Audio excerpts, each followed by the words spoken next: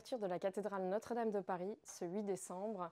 Voici une sélection de livres incontournables sur le sujet de ce grand chantier du siècle parmi la profusion des parutions récentes sur le sujet. Le premier que nous voulons vous présenter, c'est le livre officiel de la Restauration aux éditions Talendier. Il s'agit d'un grand et très beau livre illustré avec plus de 200 photos qui donne à voir cette structure extraordinaire de squelette inversé où derrière l'ossature métallique se révèle au fur et à mesure ce corps de pierre toujours vivant, avec une documentation précise de ce chantier, des témoignages exclusifs des différents artisans représentant chacun leur corps de métier, qui ont tous œuvré sur ce chantier, cette formidable grande œuvre collective. Un deuxième beau livre à remarquer est le livre de la collection de référence La grâce d'une cathédrale, qui revient sur toute l'histoire de Notre-Dame, sur ses différents chantiers, sur les métamorphoses qu'elle a pu connaître à travers l'histoire, et ce depuis le XIIe siècle, remettant de manière particulièrement intéressante en perspective le chantier d'aujourd'hui, avec la contribution de théologiens, d'historiens d'art.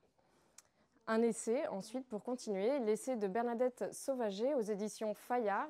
Bernadette Sauvager est une journaliste qui s'est trouvée presque par hasard sur les lieux le jour de l'incendie de Notre-Dame de Paris et qui, depuis, n'a plus quitté son sujet. Elle s'est intéressée à ce chantier dans sa dimension politique, dans sa dimension religieuse. Elle a également suivi les différentes querelles d'ego que ce chantier a pu cristalliser. Mais surtout, elle nous donne à voir le formidable élan collectif qui prévaut à la résurrection de la cathédrale. Un coup de cœur pour terminer, aux éditions Gallimard, c'est le livre de Laurence Beau. Laurence Beau, c'est la seule peintre qui a été accréditée sur le chantier. C'est une autodidacte, une peintre de la lumière, à la suite d'un Chardin ou d'un Manet. Elle nous donne à contempler la précision et la beauté de chacun des gestes des artisans de cet extraordinaire chantier.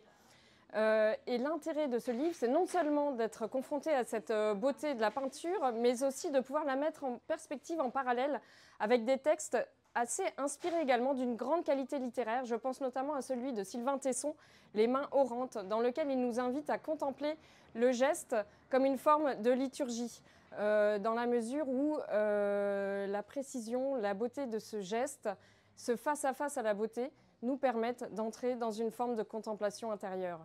Un autre texte également très intéressant, c'est celui de Bertrand Vergely, le philosophe, qui nous donne à réfléchir sur le souffle intérieur, le souffle qui nous permet de construire, et le souffle aussi romantique, le souffle de l'imaginaire, un peu dans la lignée d'un Victor Hugo, pour pouvoir nous réinventer à la suite de ce grand chantier qui est celui de Notre-Dame. Voilà, une sélection de livres pour nous permettre de nous plonger dans ce chantier, pour pouvoir regarder Notre-Dame comme la cathédrale du geste et du regard qui nous apprend à voir.